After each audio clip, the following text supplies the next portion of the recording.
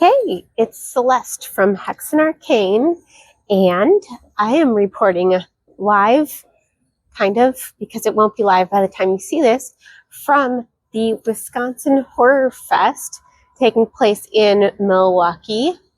And I'm super excited about this event. So I'll be covering it for the episode today and seeing who I can track down to talk to or what cool costumes there are, because there's a lot of people dressed up. There's also a Ghostbusters car behind me and showing a movie tonight. Surprise, surprise. And the movie is the 1934 Green Eyes, and it's kind of a mystery, a murder mystery. And I love those kind of movies. So I'm really excited about this one. I think I want to become a detective anyway. So I'm going to head inside. You guys watch this movie.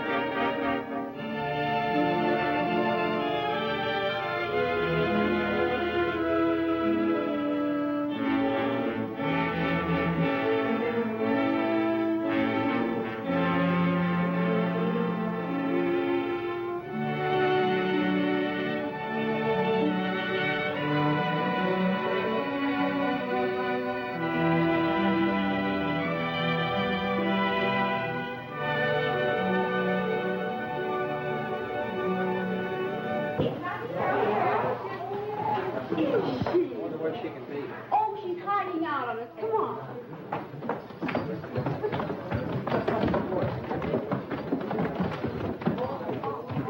Have you seen Jean and Cliff? No, not lately. Well, look under the beds and in the closets, and if they're not there, we'll go to the basement and the garage.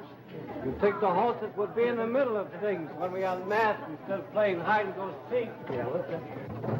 Oh, you better hurry or they'll find out we're gonna come after us.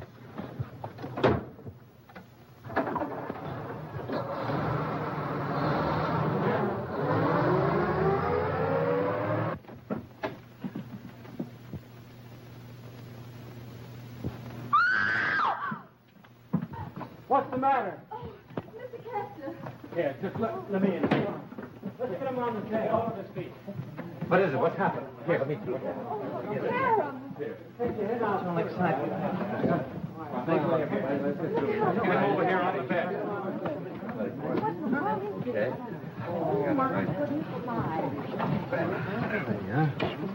I'm afraid he's dead. Oh, how awful. Well, I'll be doggone.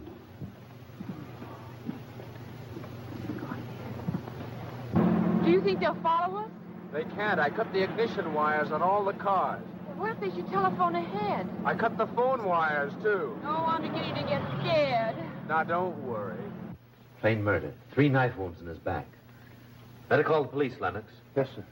Come on, you all better get out of here. You can't do any good. Come on, let's go.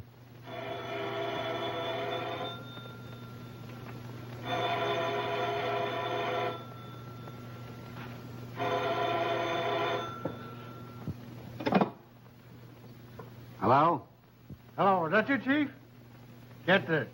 Stephen Chester's been murdered. What?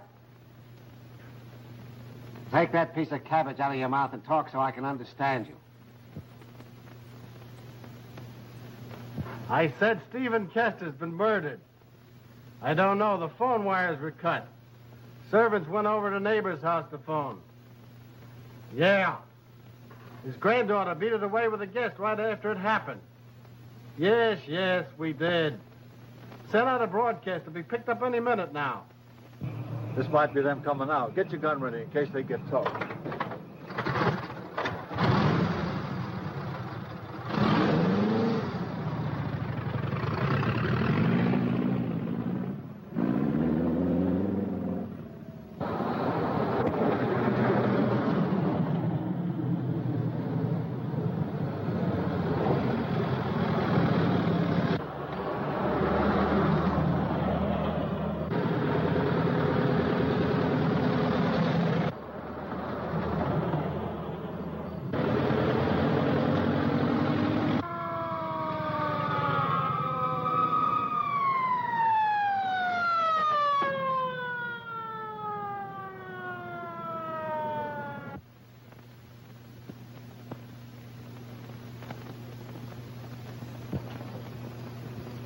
Come on, move over, buddy. I'll drive. What's the idea? I was only doing 50. Oh, please, mister, let us go. We'll pay the fine. We're in a terrible hurry. Now, cut the comedy, sister.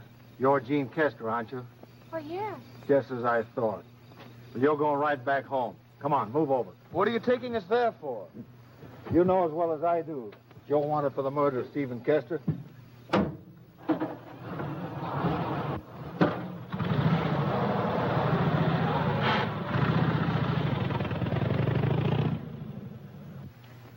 It's a list of the people who were at the party. They've all gone home now. I figured we'd have our hands full with the house guests and servants tonight. Say, if it wasn't that granddaughter of his or a sweetie, I'm a pelican. There are times when you resemble that noble bird more than you do a detective. Oh, so you got him, huh? Thanks a lot. Oh, Chance. Yes, sir. Take the two of them in there and see that they don't make another getaway. I'm going upstairs to the doctor, see if he's finished. Come on.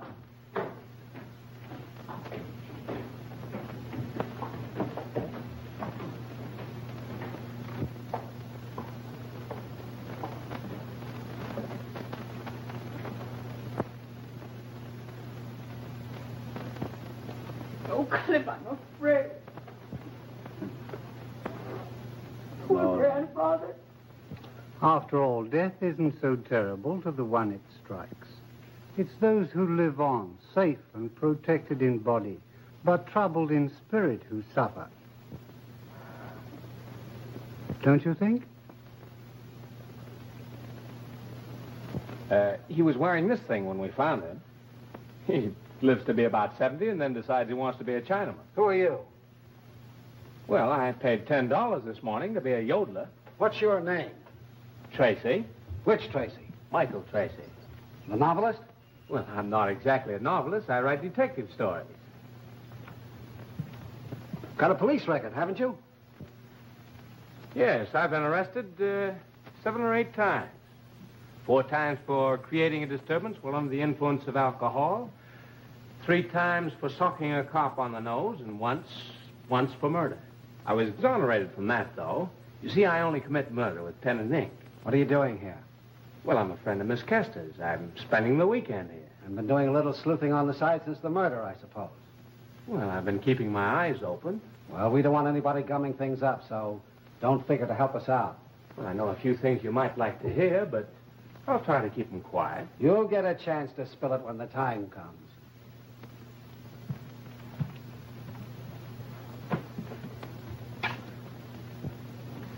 He's been dead about 3 or 4 hours. 3 wounds in the back from a double-edged knife. We've looked everywhere for that knife, but it just ain't here. Well, maybe the guy that did it's a sword swallow. I'm going to start throwing some questions.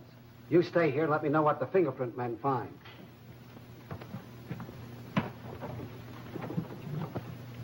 What's your connection here? Well, or rather I was, Mr. Kester's private secretary.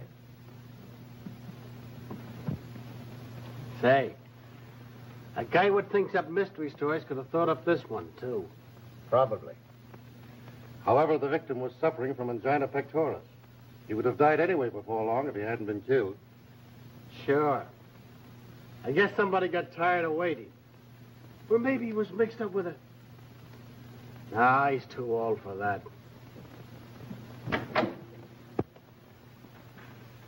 Where's the girl? Miss Kester was very upset. What with hearing about her grandfather and being hauled around like a common murderess, she went to her room with her maid. Maya's watching her. All right, sit down, everybody. Take it easy. Supposing you tell me about the last time you saw Mr. Kester alive. I know all about how he was found. Well, Mr. Kester was having difficulty putting on the papier-mâché head, so I helped him. Then I came downstairs. Miss Kester had asked me to have the orchestra give a roll of the drums at the end of the 3rd dance as a signal for everyone to unmask. Did he come down and join the guests? Yes, sir. Where were you during the 3rd dance? I was standing at the foot of the stairs talking to Mr. Hall. Did you see Mr. Kester? Yes, I did. He went up the stairs about the beginning of the 3rd dance. Was this gentleman with you? No, he joined me a minute or so later. And you were there all during the last dance? No. No, we watched the dancers for a few minutes, and then I went upstairs. You followed Kester? No, I just went upstairs. And then what? I went to my room. What were you doing there? I was smoking. Couldn't you smoke downstairs? Yes, I could, but it was noisy, and I preferred the quiet. How long did you remain in your room? Until I heard the scream. That was a funny remark you made when you walked into the bedroom and saw Mr. Kester had been murdered. What did he say? Well, I'll be doggone. I don't know what Emily Post would have said, but didn't sound like the proper remark to make on seeing a body. What did you mean by that? I don't exactly know. Just surprise, I guess. Were you a friend of Mr. Kester's? I knew him years ago in Mexico. He owned some mines and came to see them. How did you happen to be here tonight? I came to see him on business a few days ago, and he asked me to stay over the weekend. Where were you during the third dance? Sorry, I don't remember a thing. Oh, you don't, huh? No, I was practically unconscious all the time. Drunk? But not the way you think. I was intoxicated with a beautiful gypsy girl. Hemphest idea who she was, but we were getting along swell till some French marquis cut in on us. Well, then I wandered around looking for another partner.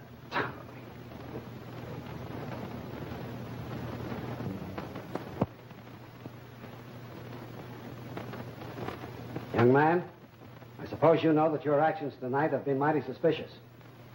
Are you accusing me of murder? I'm not accusing anybody. I'm simply trying to find out who had the motive and the opportunity to do it. Now, you come right down off your high horse and answer my questions civilly. Now, where were you when it happened? I can't very well say because I don't know when it happened. Well, where were you during the third dance? I was out on the ground smoking. By yourself? Yes, until I grew tired of smoking. Then I walked back to the veranda and met Miss Kester. She told me she had a headache and asked me to take her for a ride. Then we both got in her car. Did you have any trouble starting it? Yes. Someone had cut the distributor wires. I put them together again, and we left just as they were unmasking. You and the young lady you're engaged to don't seem to care much for dancing, do you? I don't know what you're talking about. I'm not engaged. I'm talking about Miss Kester, and you know it. Oh, I know. Everyone seems to. Well, that's all I'm going to ask you tonight, but I want to see all of you in the morning.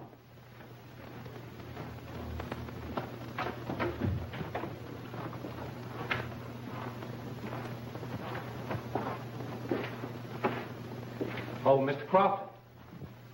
I don't think you'll find Miss Kester and Mr. Miller are murderers. There's something much worse. What do you mean, worse than murderers? They're neckers. Really, young people nowadays are something terrible. Young man, if you have anything valuable to offer to this investigation, I shall be glad to get it. Otherwise, don't butt in. Oh, but it is valuable. I suspect them of being in love. According to my own private computation, I've discovered them together 14 times lately. 7 times embracing, 7 times fighting like cats and dogs. Therefore, they must be in love. Maybe they were trying to elope. I'll bet that's just what they were doing. Now, how did you happen to figure that out? Well, I got an inkling yesterday when I asked Jean to marry me. And she said she couldn't because she already had a date to elope with Mr. Miller this evening.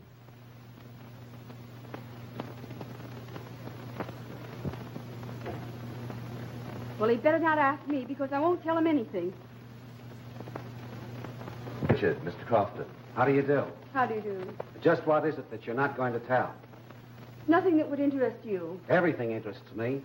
Mr. Kester was seen going up the stairs at the beginning of the third dance. After it was over, he was found murdered. Now, just what were you doing during that time? I was dancing. All the time? Come on, you might as well tell me. I'll find out sooner or later. Well, no, I wasn't. I mean... Well, what do you mean? I mean that once during the dance, I did go upstairs for a minute. What for? It's too bad a lady can't go to her own room.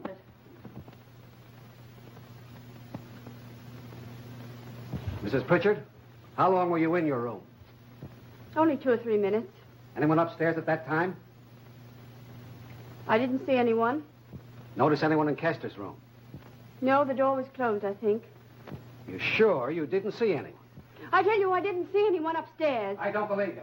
Do you mean to tell me I'm lying? Yes. You saw someone upstairs, and you're going to tell me who it was. But I tell you I didn't. I didn't. Don't lie. Because it'll only be all the harder for you. But I tell you... Who was it? All right. I'll tell. And you did see someone upstairs. What were they doing? Well, I opened the door to our room and started out. Then I remembered I'd forgotten to turn out the light in the bathroom, so I went back. And just as I stepped into the hall, I saw someone coming out of Mr. Kester's room. And who was it? Come on. It was Jean Kester.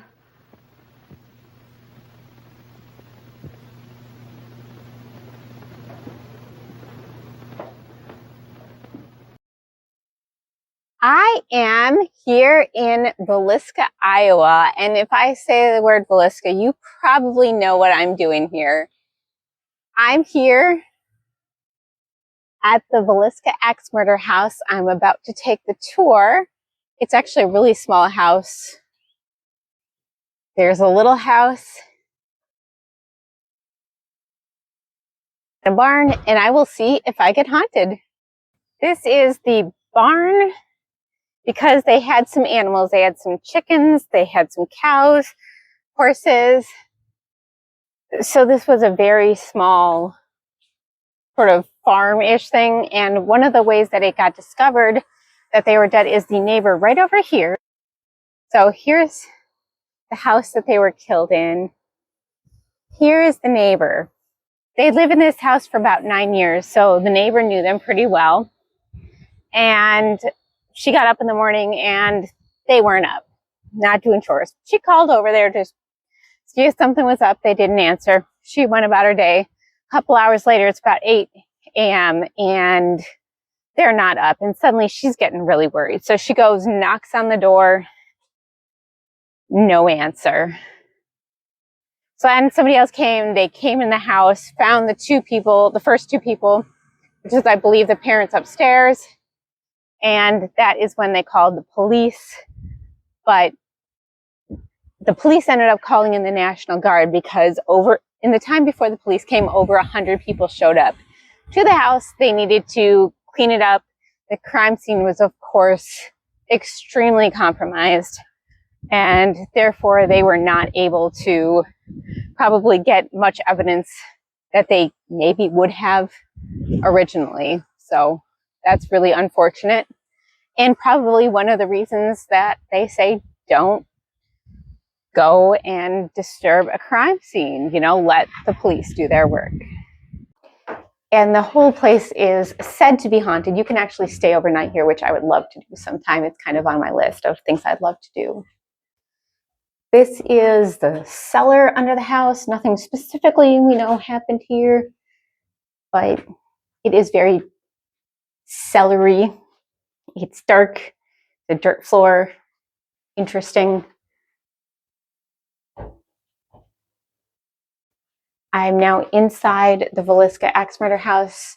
So it's a sort of self-guided tour, but there's a talk about what happened on the events of June 10th of 1912. And I'm going to give you a little bit about the house here, the kitchen area. All the victims were found in their beds. So this was where the two girls were that were visiting, staying the night.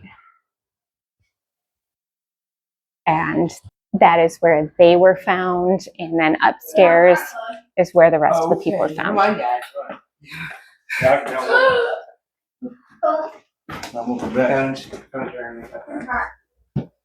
So this is upstairs. It's kind of a narrow thing. A lot of this is sort of made to look original, but none of the furniture is original because it was all burned.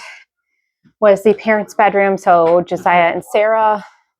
Josiah was here. Sarah was here. And that is a mark on the wall from where the axe hit when when Sarah was being killed. This was the children's room. There's another smaller mark here from an axe.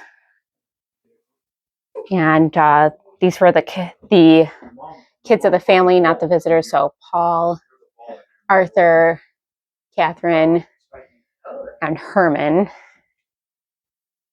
were in this room. This was their closet. Okay, it's spiking. It's spiking.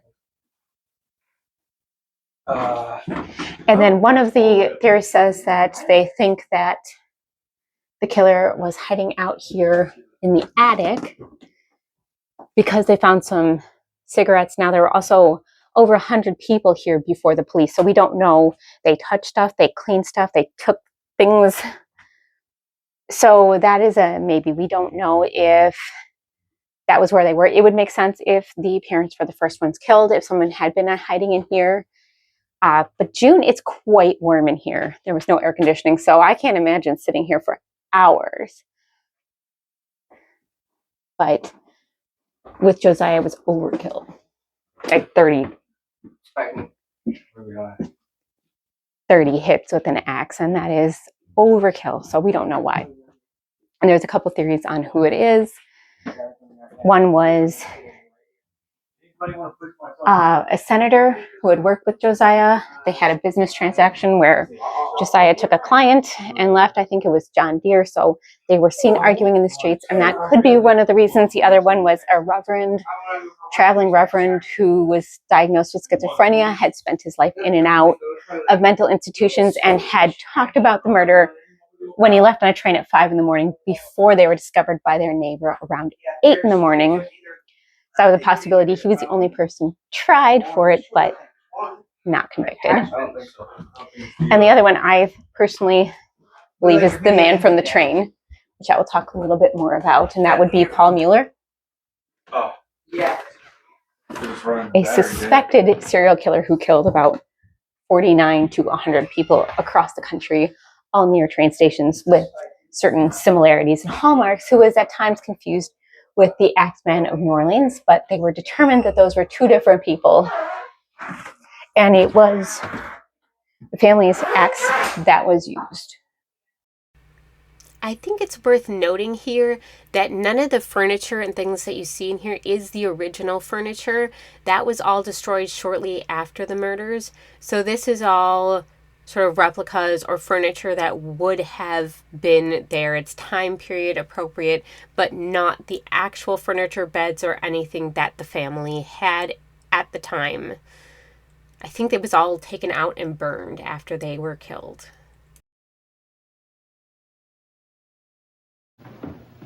During the last dance before the unmasking, where were you?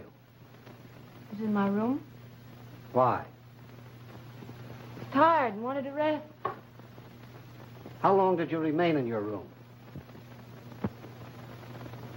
Oh, during that dance, I had a little headache. I felt some fresh air would do me some good. So I went downstairs and asked one of the guests to take me for a ride. Mr. Miller's a pretty good friend of yours, isn't he? Oh, good enough. I understand you were engaged. Oh, yes.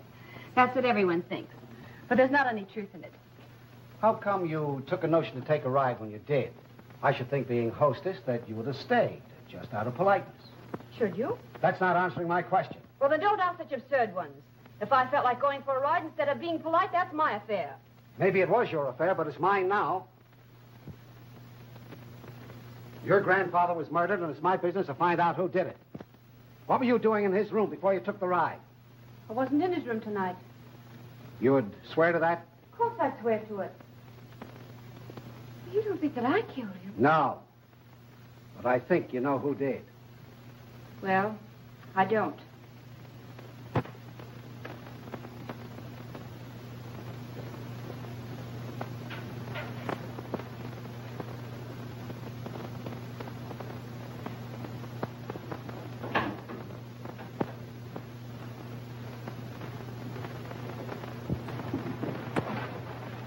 Can I go to her now? I want to ask you a few questions first.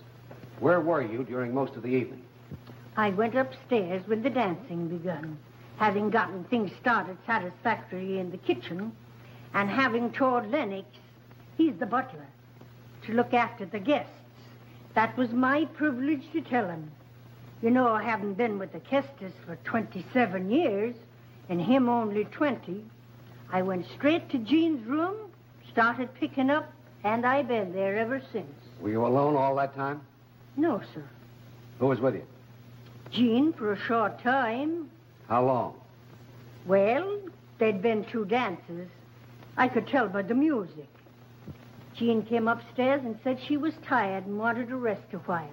I said maybe a little fresh air would do her good. She said she'd hunt up Mr. Miller and ask him to take her for a ride. She went downstairs and I went on with my sewing. When did Miss Kester leave her room? A few minutes before all the screaming and running around out there when they found the body. And then she went directly downstairs? Yes, sir. How do you know? I watched her. You mean your door was open? No, sir. You don't catch me sitting around in no room with the door open. It's bad luck. But when she left, I went to the door with her and watched her go downstairs. Just one more question. Is Miss Kester engaged to Mr. Miller? Land sakes, no. Lots of people think so, but there's nothing to it. They're just good friends. Thank you. That'll be all for now.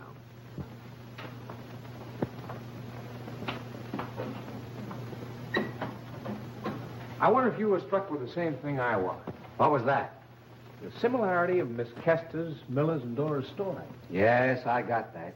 They seem to check all right. Well, just a bit too all right, don't you think? What do you mean? Well, they answered that engagement question the same way. Statistics prove that you can't get 3 honest observers to tell the same story. It's psychology. Proving that psychology can go wrong. No proving prearranged agreement. I don't think Miss Kester was in that old guy's bedroom at all. Neither do I.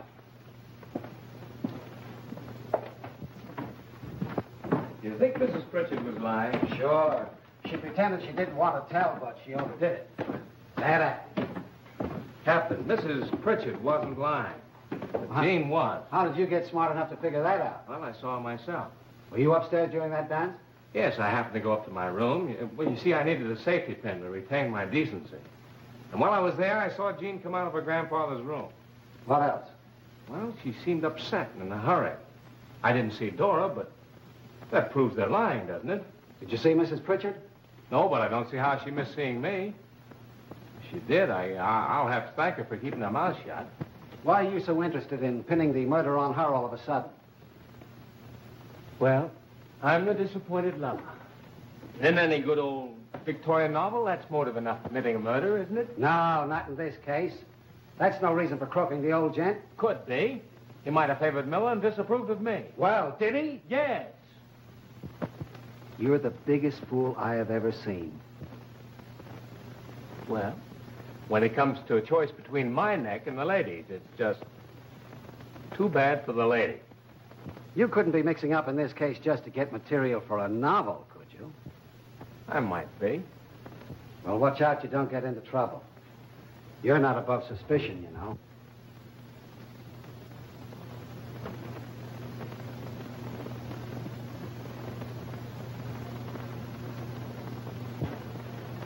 I'd like to talk to you.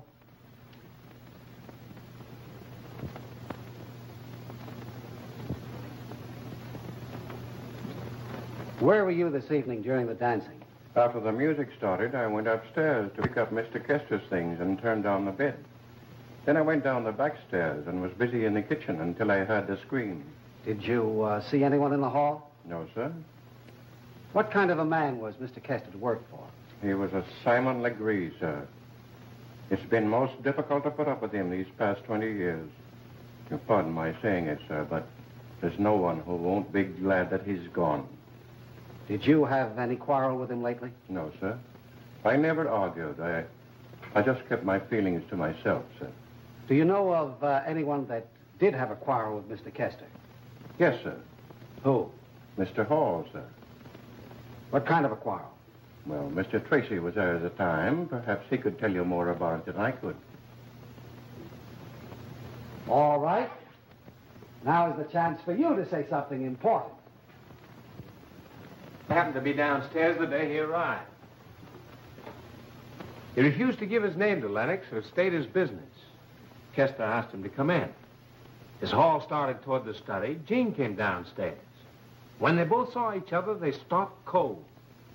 That right, Lennox? They did, sir. He stepped closer to her as though he intended speaking to her, but she just stared. Then he turned away, and I let him in the study. As I closed the door after him, I heard them almost immediately go into an argument. What about? I don't know, sir. I never eavesdropped. Did you happen to hear what they were arguing about? No, but they were both hot under the collar. I asked Jean if she knew him. She said she'd never seen him before in her life. Then Kester came out with Hall and introduced him.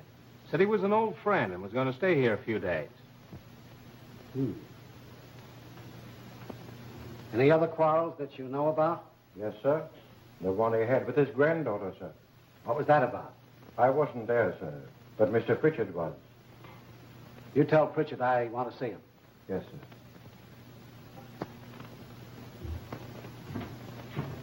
Did you notice that he never dropped the "did you ring, sir" attitude all through the hubbub? Well, what of it? Well, I'm never satisfied with a murder unless it involves an old family retainer. They always know about the household skeleton. Well, I'm not interested in your theories. This is no book murder. Well, what did your men find out?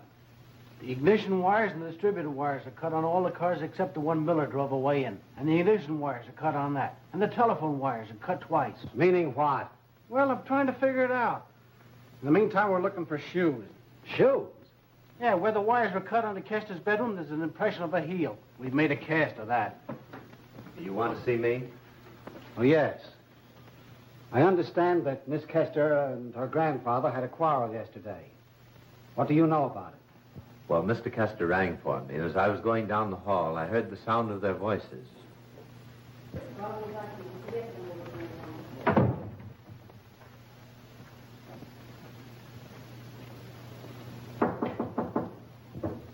Come in. You gave Lennox orders to prepare the rooms so they could stay, didn't you? Certainly I didn't. I do it again. I'm the one to give orders house. Well, they're my friends, and if they want to stay, they'll stay, or I leave with them. All right. As long as they're here, they can stay. But they'll not come here again. And why not? Because I won't have trash like they are mollycoddling around you. They play up to you, make love to you, and you let them. Of course I do. I'm human. They've asked you to marry them, both of them, haven't they? And why? Because they want to get their fingers on your money. Well, they'll not get 1 cent. You'll not marry either one of them. I'll marry whom I please. When the time comes for you to marry, I have a list of eligible men that will call on you. I suppose you think you can tell me when and whom I should marry, and that I'm to have a boy and he's to be named after you. Rot. Do you think you can arrange my life for me? You've forgotten what you did to my mother? You leave her name out of this. Oh, you're ashamed to talk about that. You ruined her married life, and you killed her just as sure as if you stuck a knife in her heart. But you can't do that to me. We'll talk no more about that now. I'll see these men, both of them, after the party. And I'll buy them off. That's all they're after. Pritchard? Yes, sir? You are to pay up all charge accounts of Miss Kester's and close them up. I'll not be responsible for any more of her debts. Yes, sir. Do you think you can bully me by stopping my money? You forget I have some jewels left. You've pawned some of them already, haven't you? Well, of course I have. You stopped my allowance about 6 weeks ago. How do you think I got my spending money? When you come to your senses, your allowance will be waiting for you.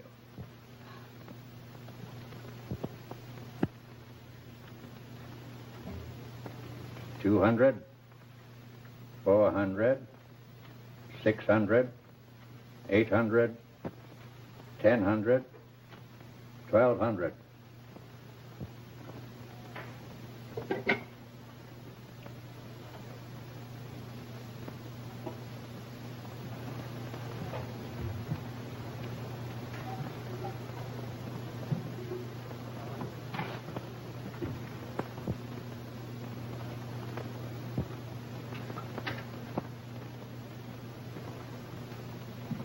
Pritchard, you will Well, ask Mr. Rayner to bring my will out tomorrow. I want to make some changes. Yes, sir. Also, take all the Arco mining stocks I have and sell them. I might have known you'd want to cut me out of your will. Well, go ahead and try it.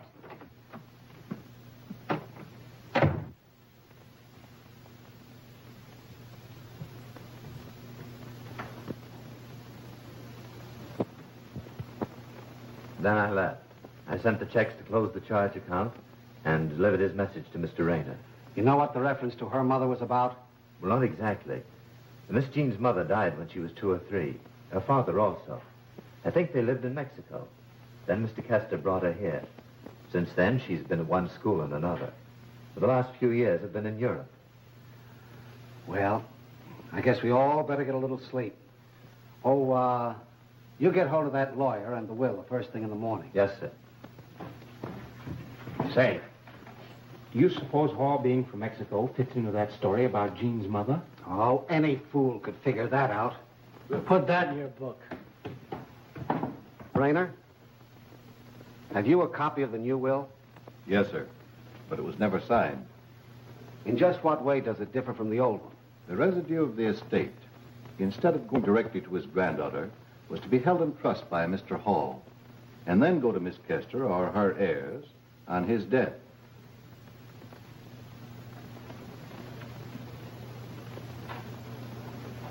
Do you think the new will would hold up in court? I think it would, if I were to swear that it was his wish and intention to sign it as soon as it was made up. Do you know why he wanted to sell those mining stocks? I didn't bother about those things much. Mr. Kester dabbled in stocks, but Pritchard took care of the details.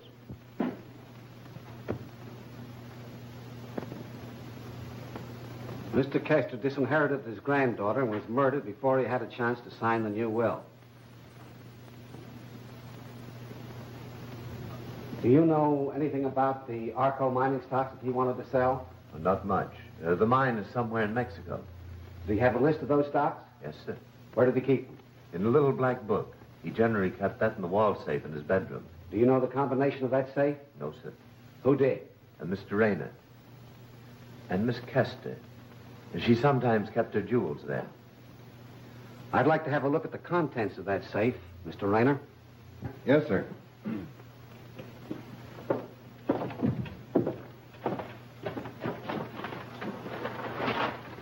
Caught this bird sneaking down the back stairs with these shoes under his arm. Where were you going? I was going to ask one of the servants to have the heels straightened. Looks like the same round holes that were in the mold. Yes, Chief, same round holes. I'm not the only one that wears rubber heels.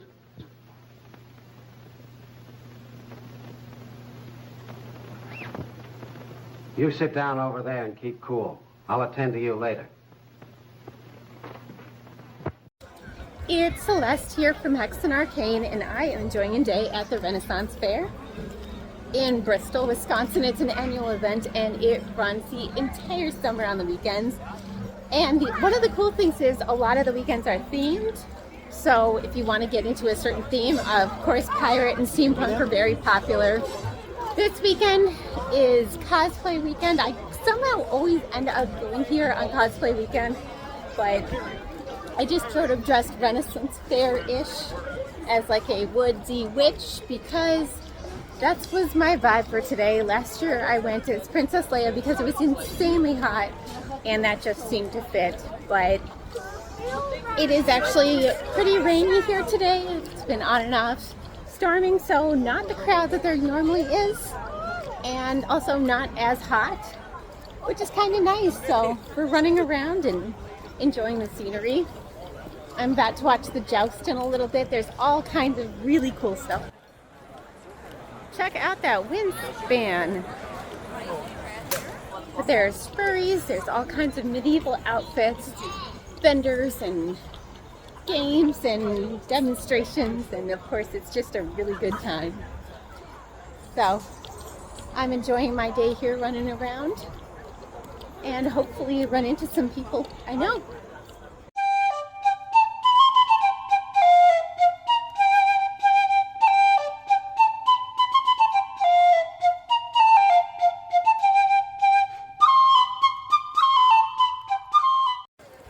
the fun part of the fair is the very rickety bridge. It's very wobbly. Goes over water. There's always turtles, which is fun. Let me see if I find some turtles. Ooh, there it goes wobbling. One day let's throw this into the water myself. I didn't mean to, but you had to block me a little bit.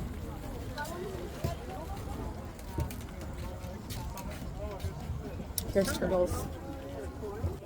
Oh my gosh, it's moving so much. So yeah, turtles and fish. Nope. And a croc. Yeah, like a lot of people like to stop and see the turtles, which are always really cute. There's some babies in there and everything. And I'm trying to get back to the jousting on time so that I can see which section I end up in this year. Another annual tradition is watching the jousting.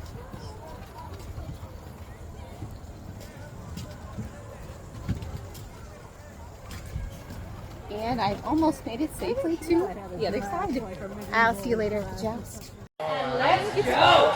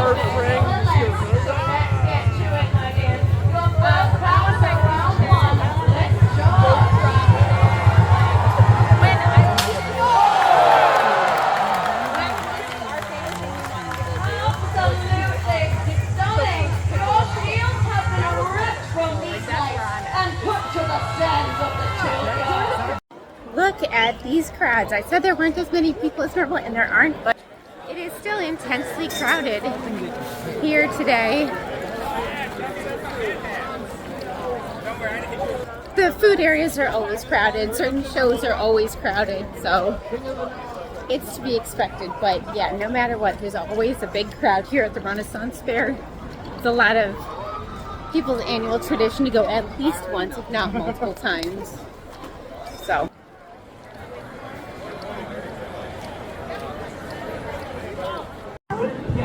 I think he wants you to say nice things to him in Russian.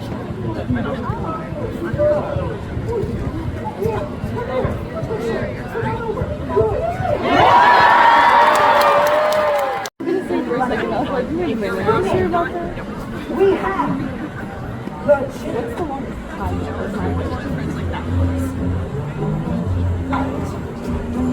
Come on.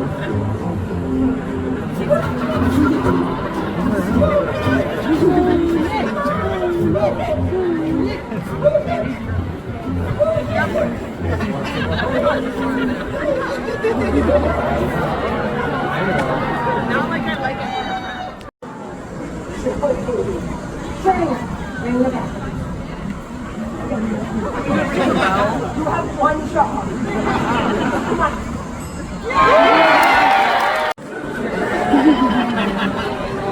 Rookie! Rookie!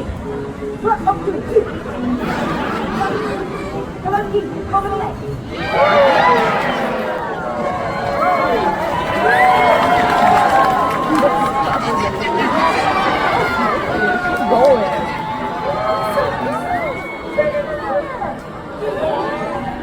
Don't forget to follow up.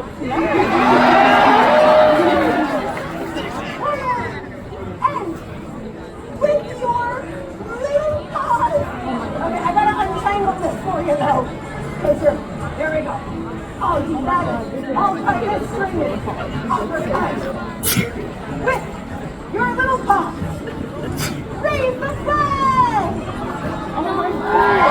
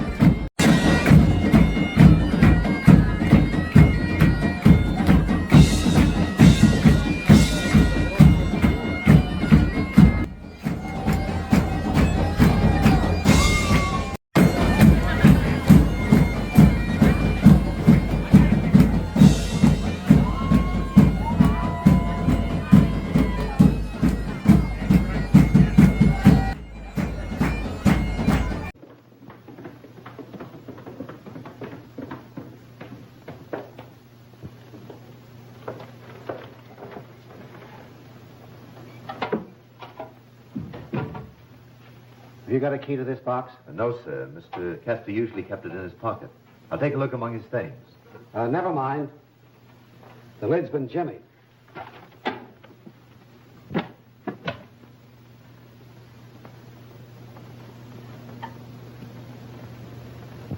I suppose this goes to Hall according to that will. You'd better take care of it.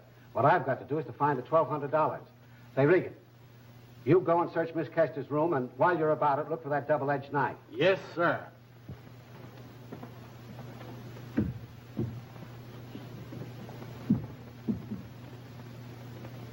This what you're looking for?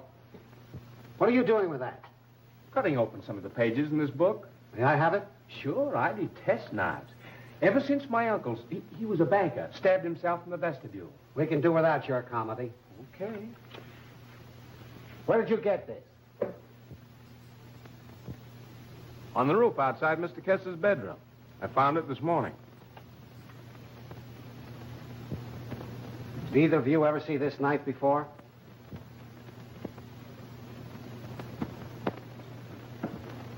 Did you ever see it before? Yes, sir. Where? In a scabbard on Mr. Hall's dresser. Miss Kester, there are still some things that puzzle me about last night. You're sure that you were at no time during the evening in your grandfather's room? Oh, excuse me, but for some unknown reason, I wasn't able to sleep very well last night. You and your grandfather had an argument the day before yesterday, didn't you? Well, I didn't keep a carbon copy of my actions. But you don't have to strain your memory to know that he cut off your allowance for the last 6 weeks and that he put the whole $1,200 in the safe. Yes, I remember that. Grandfather was very much annoyed at my extravagance. He was trying to cure me. Any other arguments between you lately? No. Then why did you deliberately go to that safe and take out the $1,200? Well, how dare you accuse me of that? Your fingerprints were found on the knob.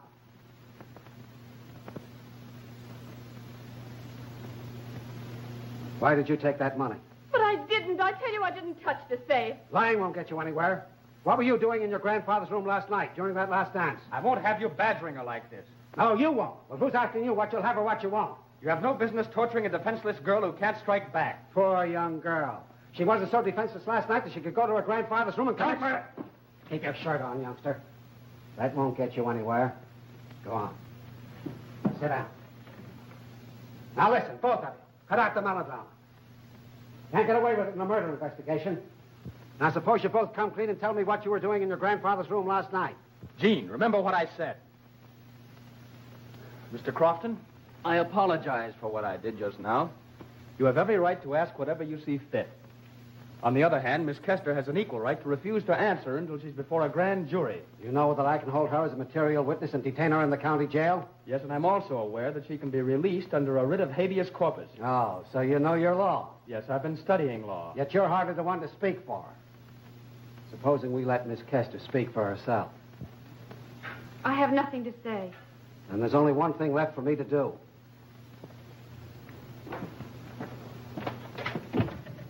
Chance.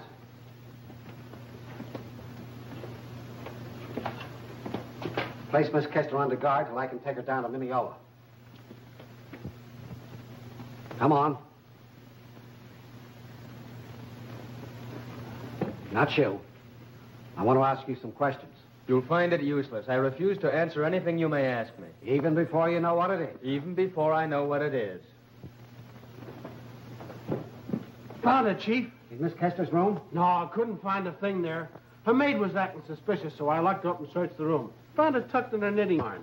All right, keep your eyes on these two. They're under arrest. For murder? No, as suspects. Oh, come on, you two.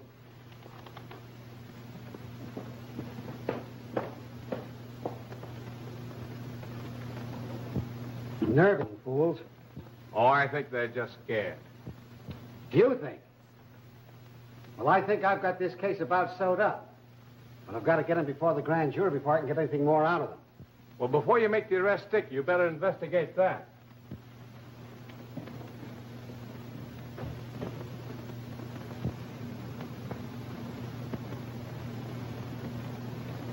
Mr. Hall seems to be in a hurry.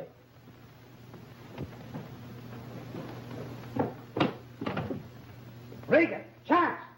That Hall guy's trying to make a getaway over the fence. You get hold of him and bring him right back. You understood my orders that no one was to leave this place, didn't you? Yes. Then why did you try to make a getaway? I can hardly approve your choice of words. Answer my question. I was merely trying to catch the 227 for New York. What for? I had an engagement. Who with, what for, and where? I had an engagement with my lawyer, Mr. Bertram F. Howe. When? Tonight at 6 for dinner at his apartment. What for? The nature of my business is purely personal. Oh, in other words, it's none of my business, I suppose. If you prefer to put it that way. Well, I've had enough of that kind of talk today, and I'm tired of it.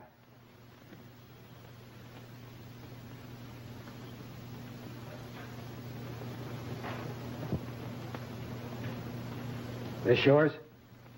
Yes. Then you admit it.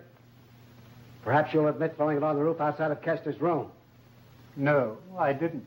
It's been missing from my dresser for 2 days. Did you report that to anybody? No. Well, that's all now. Well, I check up with that lawyer of yours. Don't you try to make a getaway again.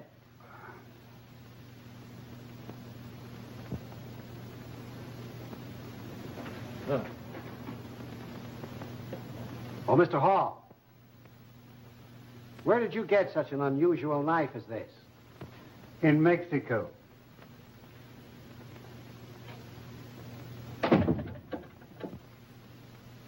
I want to speak to Mr. Bertram F. Howe. Never mind who it is. I want to talk to him. Oh, you know where he can be reached? Thank you. Hall's lying, too. Howe's been up in Maine for a week. He's not expected back until tomorrow. Well, I think Hall took a long chance and missed. Oh, you thinking again? It's mighty smart of him. Well, I suppose you know who killed Kester. Certainly I do, but I've got to prove it. Where's that lawyer and the secretary? Up in Kester's room, looking over his stuff.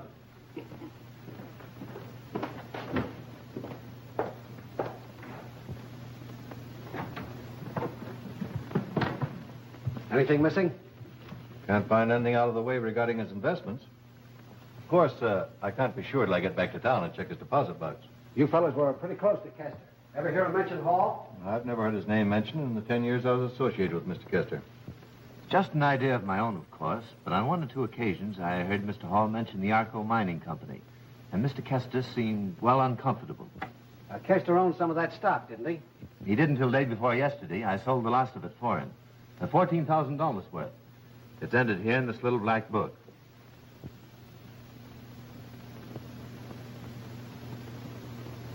Did Hall have any visitors since he's been here? No, sir. Make any phone calls? Not that I know of. Did he write any letters? Yes, sir, he did. A few days ago, he rang for me, handed me a letter, and asked me to have it sent registered special delivery. Did you notice who to? I did, sir. Seeing as how he wanted it registered to a Mr. Howe, sir. Did he say anything else? Well, he asked me if Miss Kester was up yet. I said no. Then he asked me to send Dora to him. And did you? Yes, sir. First she lies for the girl, then she hides the money, and now she's in cahoots with this fellow Hall.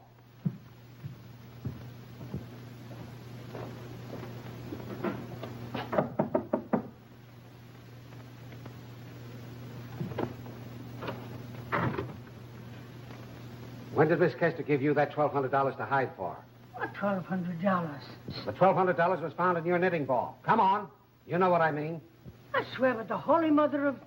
I haven't any idea how that $1,200 got in my knitting ball. I must say it's risky business to be playing tricks and hiding $1,200 in my knitting ball. Stop saying $1,200 in your knitting ball. Yes, sir. Do you know anything about this fellow Hall? He's a very fine gentleman, and very generous, too. Annie, the second maid, was telling me he gave her $1. He said just because she was so pretty, but never a bit familiar, just kind and generous. Ever hear Kester talk about him? Never a word. Did you ever see him before? Never set eyes on him. Then what did he want with you in his room yesterday? Lennox was allowing his room to be neglected. Only one washcloth, and a broken curtain sash, and the dust was 3 inches thick. You should have seen it. Why did you tell me Miss Kester went directly downstairs when you knew she went to her grandfather's room? She didn't. I saw her go downstairs. Mrs. Pritchard told me she saw her come out of that room. If you want to believe her, go ahead. 5 years I've known her, and never a word of trust could I put in her. Thank you. She's grand. Tremendous. I'd take my hat off to her if I had a hat on. She's a marvelous liar, if that's what you mean. It looks to me like a murder syndicate. Miss Kester, Miller, Hall, and Dora. All of them know something they're not telling. And their lies don't hang together. There's something I should have told you about a while ago, but he was such a decent fellow that I hated to believe it of him. What is it? This. I saw it fall out of Hall's pocket right after lunch. Thank you. Thank you very much. Blood? Of course it is. Or you'll find it's his own. I was walking around the house with Hall this morning, and he got a nosebleed. That guy hasn't got blood enough to get a nosebleed.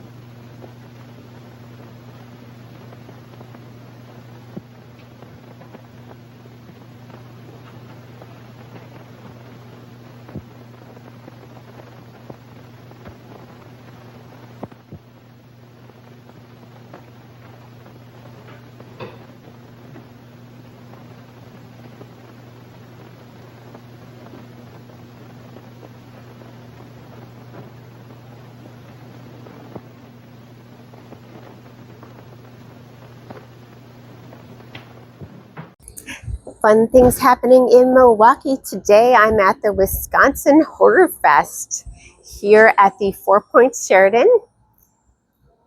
Ghostbusters car.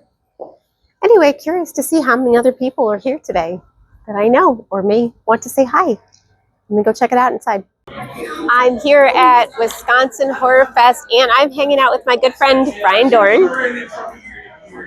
And yes, we were talking about all the things he does, which is art, paranormal investigating, acting. He's an author, a voice actor, and also wrestled for 25 years, which is what I want to talk about today. That's me. So you have your belt here. What belt is this? Well, I don't know if you can see this at all. That's the tag team that I was in for close to 10 years And that's the Spider Baby is my tag partner, and we were known as Glam Slam. And it says right on there, how many is it? 3-time NLW, which stands for Northern Lights Wrestling, and then a 4-time IWI, which is Independent Wrestling International Tag Team Champions. And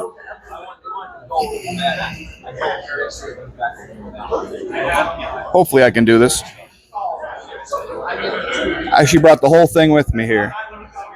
So how did you end up with the belt? Well, when I retired in 2019 as part of a basically a thank you for everything you did, and also because they got brand new belts, they allowed Spider and I to actually take the one. So Spider has one, I have the other one, because we are one of the most decorated tag teams ever in the history of not only the state of Minnesota, but of the Midwest as well. And wow. Spider's now retired as well. He went another 3 years after I did, but okay. Well, that's so cool that you got to keep it. Was it did you have to defend it often? Since I retired, no. Before that. Spider and I, 7-time champions. Even though we were mainly the villains all the time, we still defended the belts at least about 4 or 5 times a month. Oh, wow. Which the rule is champions have to defend their titles once every month. Mm-hmm. But we defended them no matter where we went to because we were confident that we were going to keep them. And I'm retired now, so I can say this. Yes, we cheated a lot. Well, you were supposed to as a bad guy, right? Because as Jesse Ventura used to always say, win if you can, lose if you must, but always cheat. Okay, well, that works.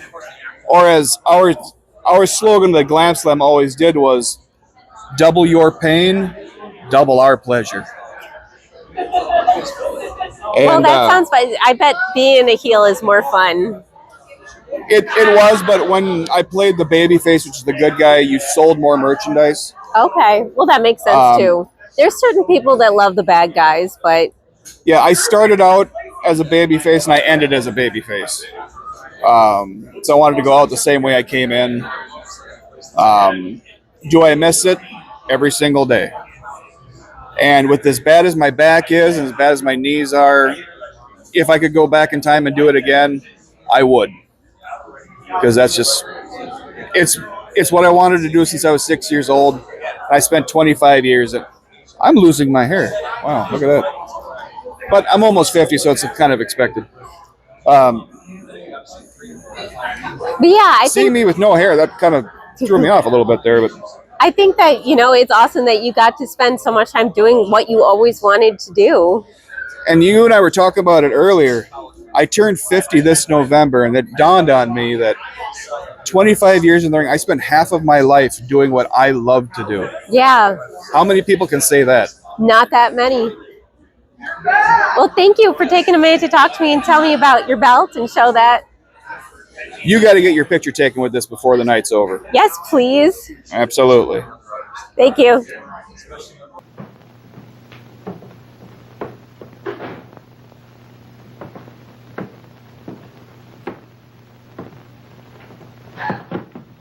I'm awfully sorry. Oh, you frightened me.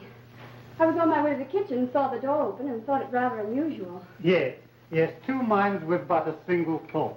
I too was hunting the icebox and I lost my way. It can't be down here. Suppose we look together. It's right over here.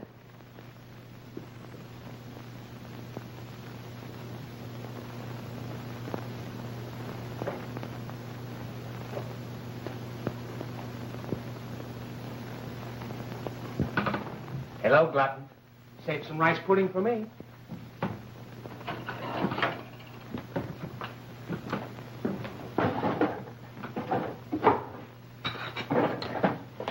I was so famished I couldn't sleep. Cold mutton. I've been thinking of this all the evening. That's one dish I couldn't relish in a house of murder. This is what I like. Informality. Wouldn't the papers like to get a picture of us sitting around in our sleepers? Goodness knows what my husband would think. Please don't mention our meeting tonight, even though it was accidental. Don't worry on my account, madam. Well, you speak for yourself. Don't worry, I won't tell it. Human nature's a funny thing, isn't it? Here we are, all under suspicion for murder, sitting around eating. We must have clear consciences, or none at all. Your insinuation is unjustified, Mr. Tracy. My conscience is clear enough to resent that remark.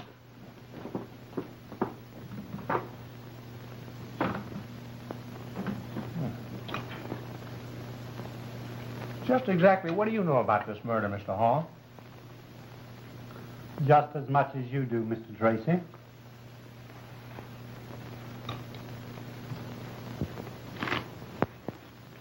How do we know you didn't do it?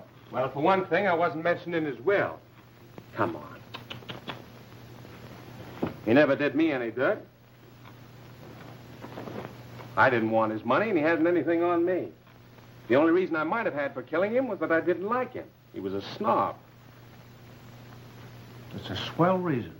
Certainly, it's always a good reason for making away with anyone. Then I'm 6 feet tall, weigh 185 pounds, and belong to the Bombay Bicycle Club. Say, you're not throwing me off with a lot of that fresh gab. I was just thinking. What? I was just thinking somebody's liable to be bumped off any time now. How do you figure that? Well, when anybody starts suspecting the real murder, they're generally quietly bumped off. Yeah, that gives me an idea. Maybe my life won't be so peaceful now. What do you know? Did it ever strike you that it was Mrs. Pritchard who opened the closet door and found Kester? Yet her fingerprints were not on that doorknob.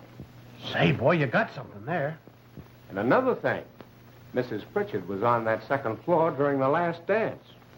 Yeah, and so were you. I've got another idea. Huh? Yep. You know, that little black book might tell a big story if it could only talk. Ah, you pain. You're always going in for little black books. Well, I told you somebody's going to get bumped off.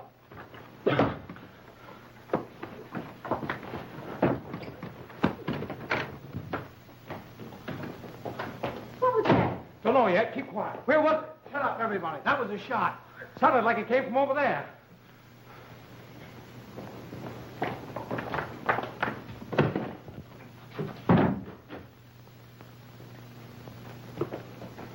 Pritchard, wake up. Wake up, Pritchard. Come on, wake up. What's the matter? Wake up. Come on, wake up. What's happened? We heard a shot, and it sounded like it came from this room. Anyone been in here? Oh, where's my wife? How do I know? Who sleeps next door? Mr. Hall.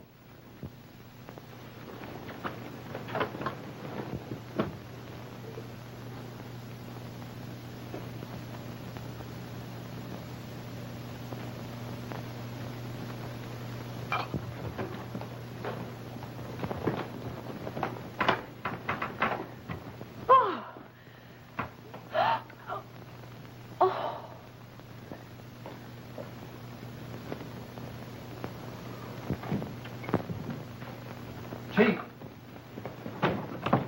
Paul's dead. What? Dead. Bullet through his heart. Well, I'll be doggone. That's exactly the way Hall felt about it. What do you mean? Well, that's what he said when he looked at Kester. See, I never did understand what he meant. We'll find the body in the bedroom. We left everything just as we found it last night. He probably knew we were closing in on him and took the easiest way out. They've had a grudge against Kester for years. Oh, pardon the interruption.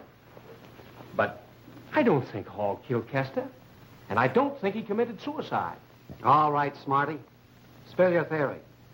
Well, I was just wondering. Why wasn't Pritchard awakened by that shot? And why wasn't his wife in the room with him? Maybe he was doped. Right. That's why I've been hanging on to these. And I think your chemist will find that someone's been hitting the junk. Tell the butler I want to see him and get me Pritchard. Right.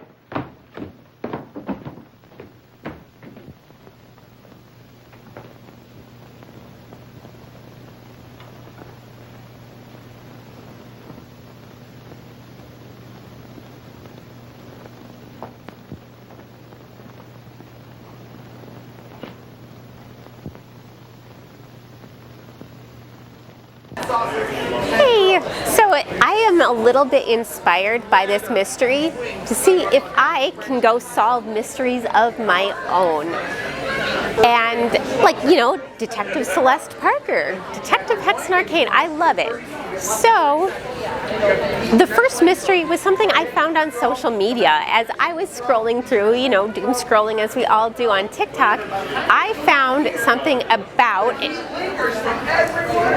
a trend apparently of local colleges where there is a, well, the one I saw was for the Carthage College urinator. That is not what the name is, but we're going to go with that. And this person is shown going to different places on Carthage College anonymously and urinating on them, like the stadium. Now, the videos were taken down that I saw, but I did post a TikTok about this, talking about it. And when I did that, I got all these comments. Oh, yes, there's one at this place, there's one at this place too. They can't all be the same person. Apparently people are having the same idea, but I want to solve this mystery. Who is the Carthage College urinator and why? What inspires him, or maybe her, but probably him, I don't know, him or her, this person to urinate on places in Carthage College and post about it. So I'm going to put my detective brain to work on that. I'm also very interested in the case of the billionaire murders in Canada, and you should check out the podcast by my friend Odin Short, Odd Investigations, because he talks a lot about the billionaire murders. We're actually working on that together. But yeah, if you want more information, I will talk about it a little more here eventually too on Hexen Arcane, because we're both just fascinated by this, and not just because of the money involved, because there is a substantial award if you solve it. But Barry and Honey Sherman were murdered in their home. They were worth $5 billion, and they were posed in a certain way. It's unsolved, and just the entire thing has fascinated me, and it's made me want to go to Canada to solve this. So yeah, that's another thing that I want to kind of detective. And if there's other things, I'm going to find them. You know, I want to find out if Quentin Tarantino was actually responsible for all the murders in Murder Alley in Kenosha, which if you don't know about that, Murder Alley is a place in Kenosha, like an alley where there was just coincidentally a bunch of murders, and somebody wrote a very poorly written blog post about Quentin Tarantino being responsible for these. There was no supporting evidence, and he would have been a very small child for the first one, so very unlikely. But what if it was Quentin Tarantino? And I am missing something, so I am determined as a detective to go into things with an open mind. And maybe I can combine my love of mysteries and detective work with my love of travel and travel blogging. It's always worth a try. So hopefully you guys are enjoying this movie, as I said. And it's a fun one for me because, like I said, the mysteries. So yeah, you guys should go back into this movie, and I'm going to walk around a little bit and see what I can find. Go on. Funny, I don't seem to be able to keep awake. You had a glass of wine last night, didn't you? 2 glasses. The wine doesn't usually affect me like this. 2 glasses? Yes, my wife didn't want hers, so I drank them both. When Lennox brought the wine up to the room, who took it? Let me see. Well, I think my wife did. What's that got to do with what happened last night? Oh, nothing. Just clearing up a few odds and ends. This suicide sort of settles things. That'll be all just now.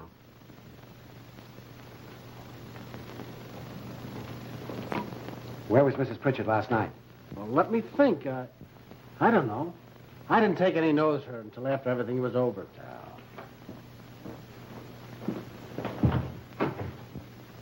Oh, Dora. Yes, sir?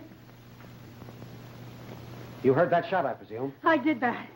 And I was never so scared in my whole life. Do you remember seeing Mrs. Pritchard come out into the hall? No, sir, I didn't.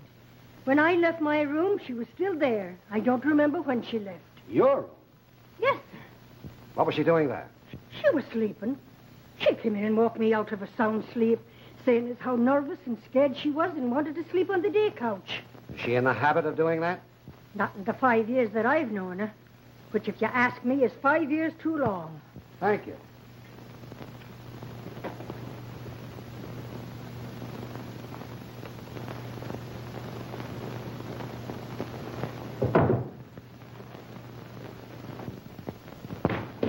Oh, Captain, I realize you want me to stick around here till this business is over, but I'd like to go to town today, if you don't mind. Oh, I promise I'll be back this afternoon, and I couldn't get away if I wanted to. You all know me. You know where he was last night when the shot was fired? Yeah, he was with me. All right, then, you can go. Thanks. But listen, no funny business. Put a tail on that guy. I sure would like to pin something on him. Now, don't tell me you saved enough money to buy Arco mining stock. No. Tell me what you know about this company. Well, the Arco mine is in Mexico. It was developed under a partnership between Stephen Kester and a fellow named Roger Hall.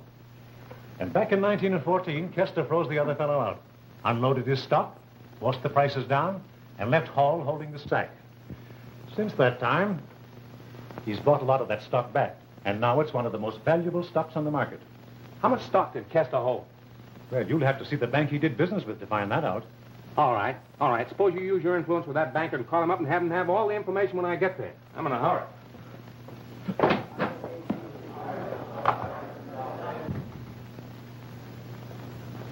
He had $111,000 worth 2 days before he was murdered. 111,000. Mm-hmm.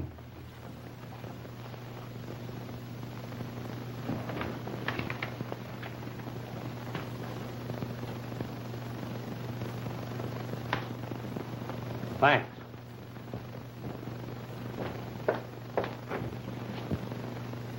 In my opinion, the original figure was 111,000. The first one has been incorporated into a dollar sign, and the cross on the 4 has been added with an ink of a different chemical basis. Could have been done easy, couldn't it? Thanks.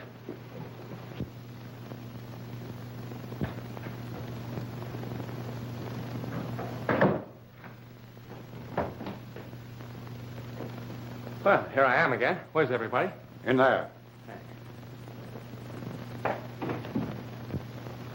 Then Mr. Hall didn't have a dinner engagement with you last night.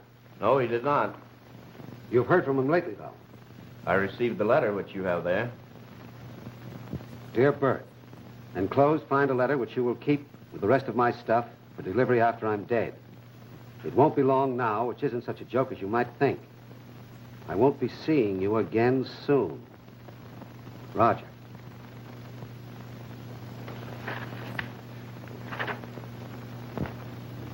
You knew Hall pretty well, didn't you?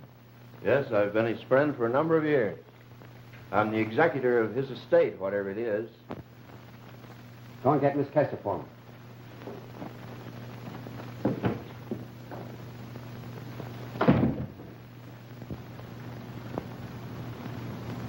You can tell by the way they're acting, they don't think it's a suicide. Cliff, it's no use. We can't go on. We've got to tell them. Gene, now do as I say. You've got to keep your mouth shut. It's our only chance. You don't know the police like I do. Come on, Romeo and Juliet. The chief wants to see you. Come on.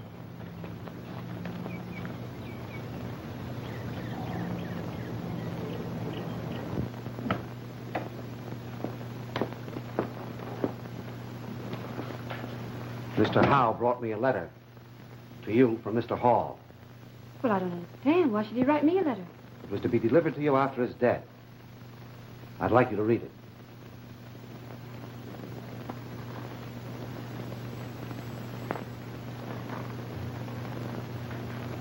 Do you mind if I read it aloud? No, go ahead.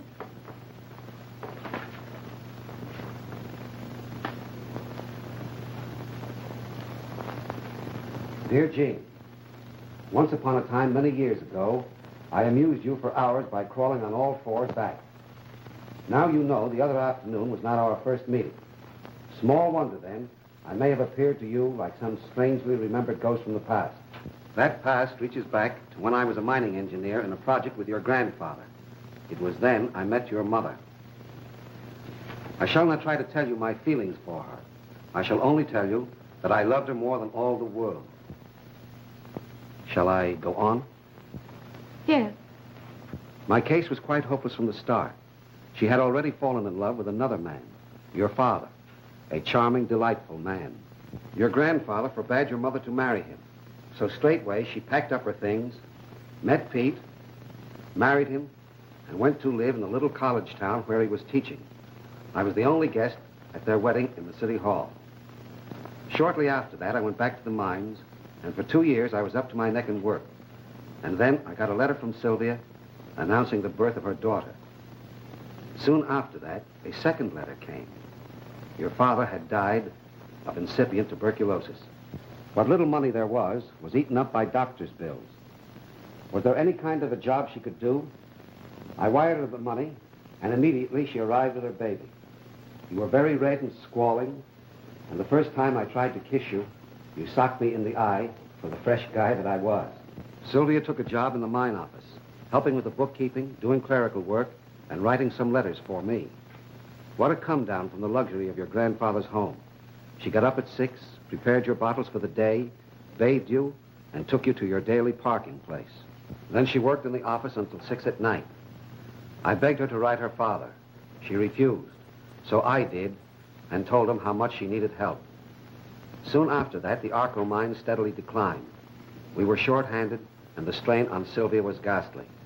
You alone thrived, grew fat, and then one night, your mother died. She was murdered by her own father, just as surely as if he had shot her with a gun. He murdered her, and so help me, I'm going to murder him. But I'm getting ahead of myself.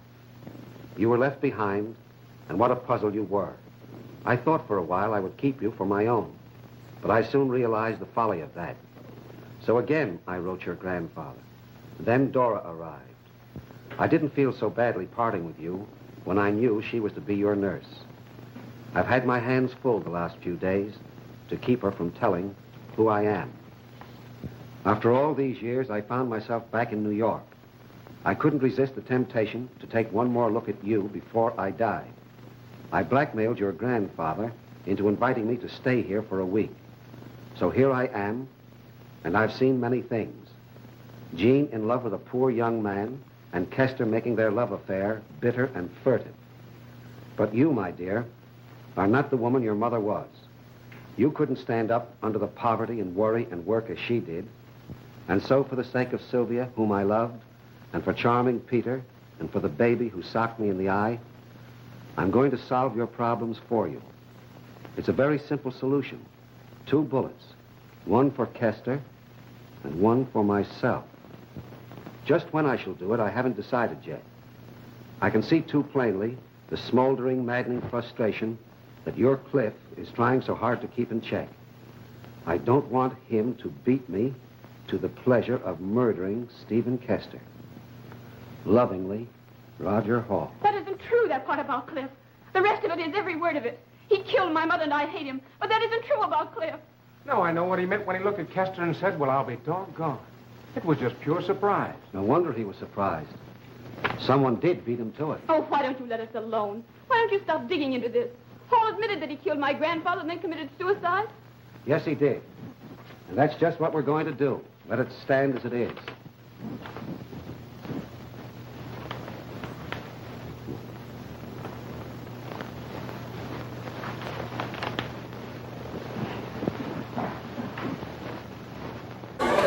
Hello, I am back. I'm enjoying Wisconsin Horror Fest, hanging out with my good friend Brian Dorn, and he is an amazing person. He just does a lot. He's on a lot of interesting stuff. Very funny guy. So he invited me to come hang out with him this weekend at this event, and I am having a blast.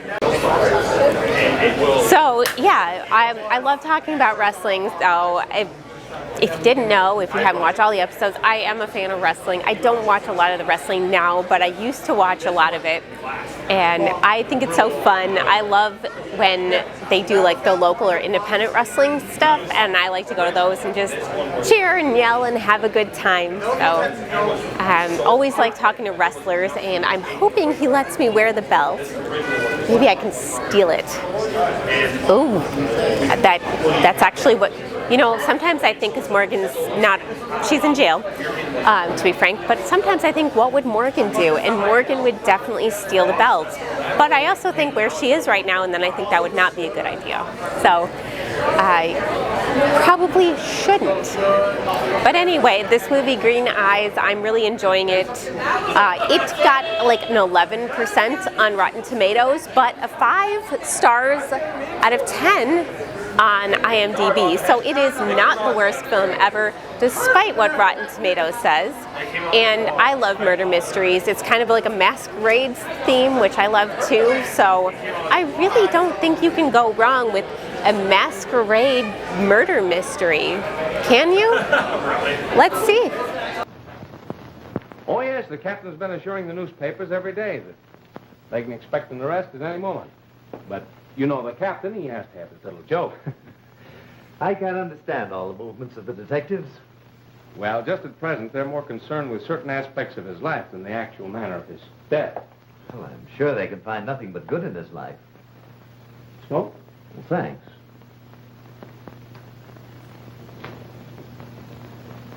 You know, we've been going through his notebook. And we found some items that are rather puzzling. But I thought he kept everything in his private book quite clear.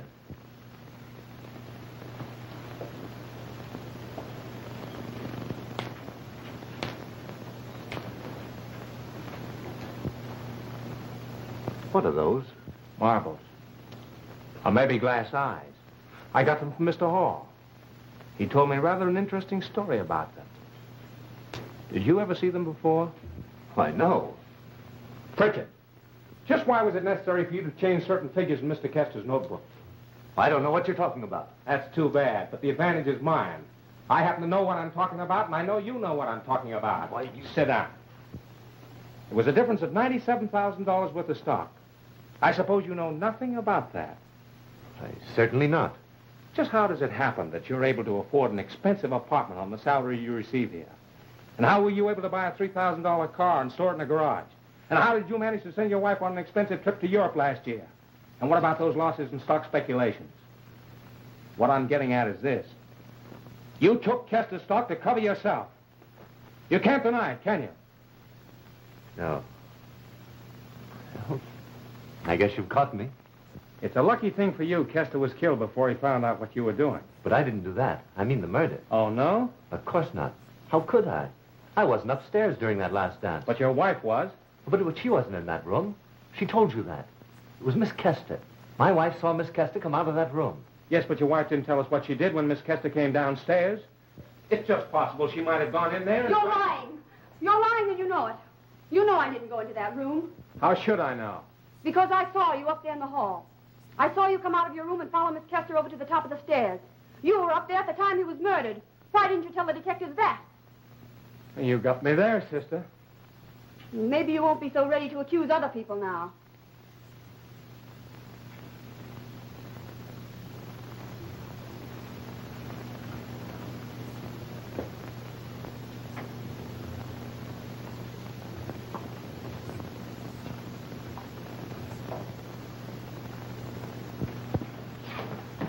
Crofton.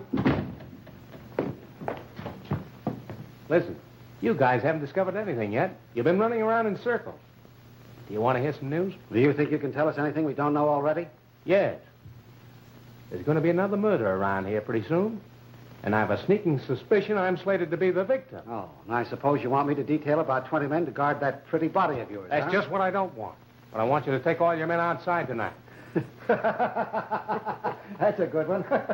Do you know any more? Oh, you can throw a cordon of the whole department on the outside, but keep these halls clear.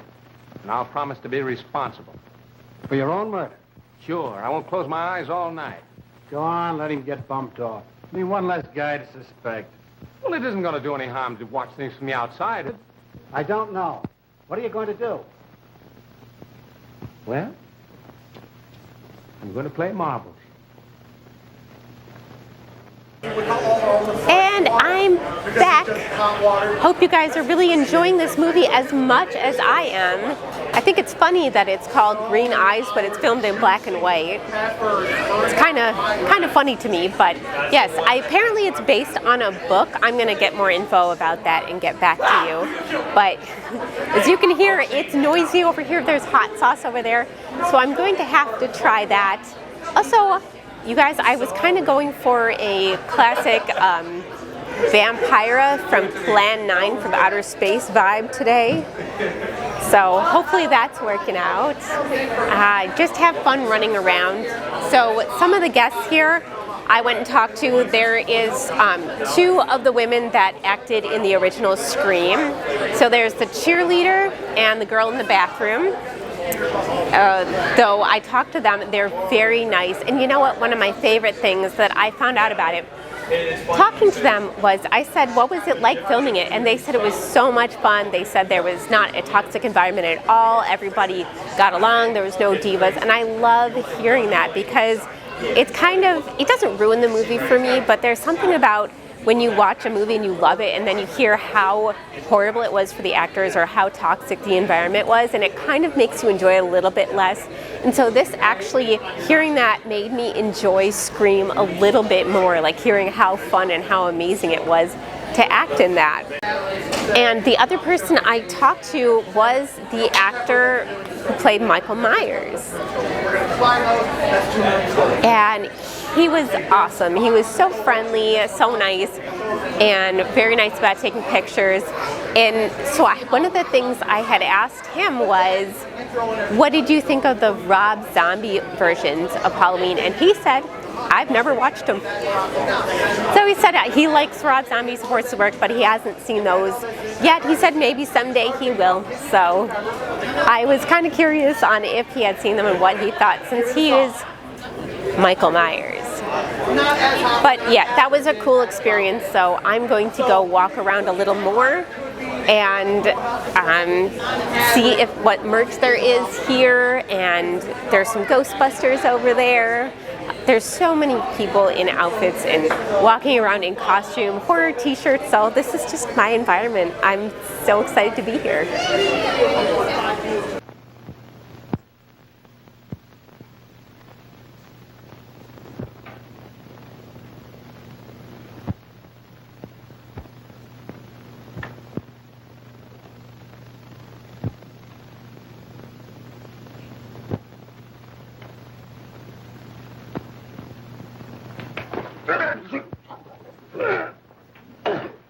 There's one time when you won't be able to wipe those fingerprints off. What fingerprints? The ones on the gun that Hall was supposed to have used. It's just funny, but he couldn't have wiped those fingerprints off after shooting himself. No, you can't pin that on me. Well, I'm not trying to. It's strange, Pritchard, but there was no odor of white on your breath after you were so hard to wake up. Now take a look over there.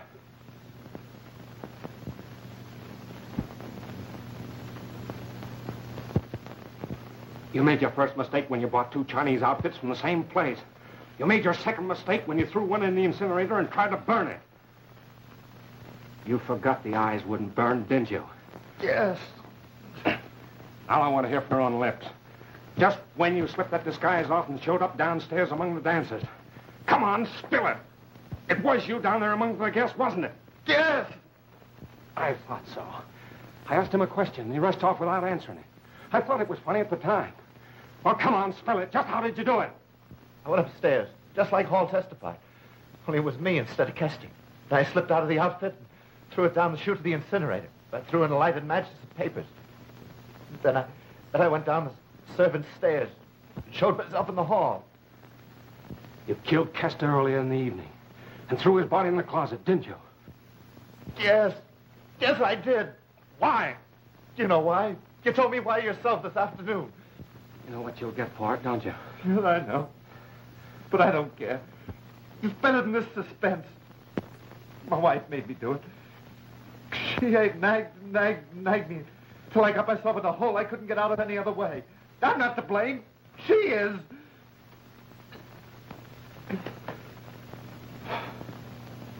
What are you going to do with me now? Nothing. Crofton and Regan will be here the first thing in the morning. You can go now.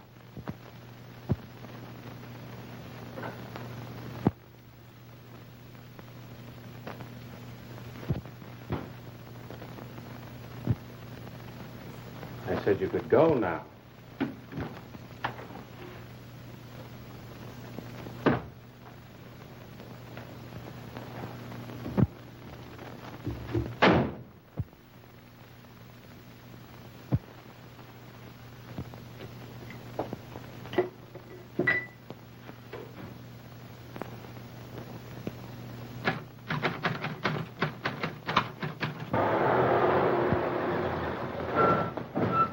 Anything happened? Not a sound all night, sir. I might have known it was a lot of hot air.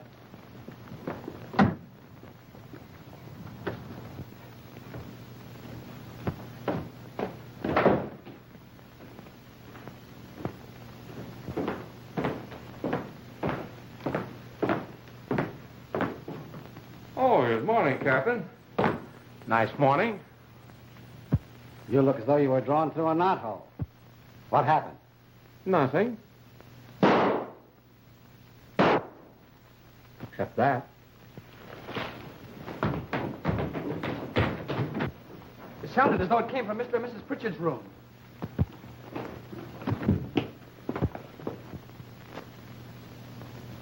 Well, I'll be doggone.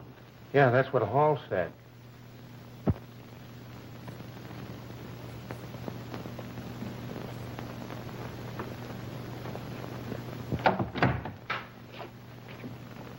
Listen, there's just one thing I want to know.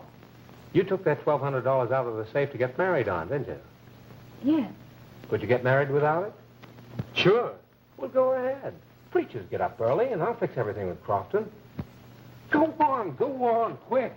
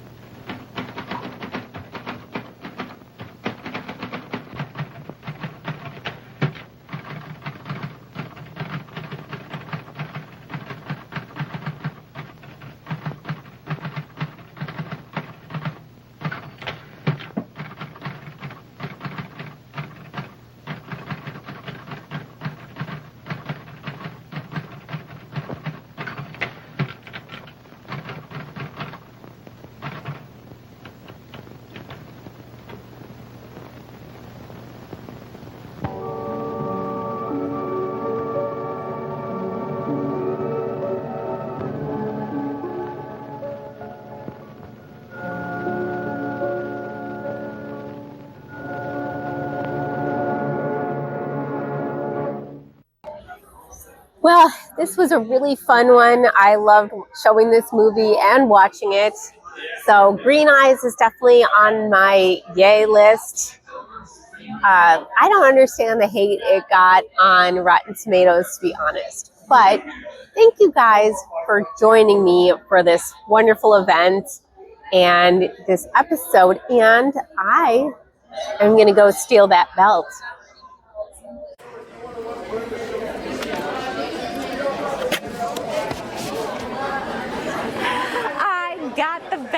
I got the belt. If you make me get up out of this chair and come after you, bring that thing back right now. Like right now. If you make me get... Okay, I'm getting up now. That's it. No. That's it. Oh, no. I'm getting up. I should never mess with wrestlers. I'm getting up. This I'm is getting a terrible idea.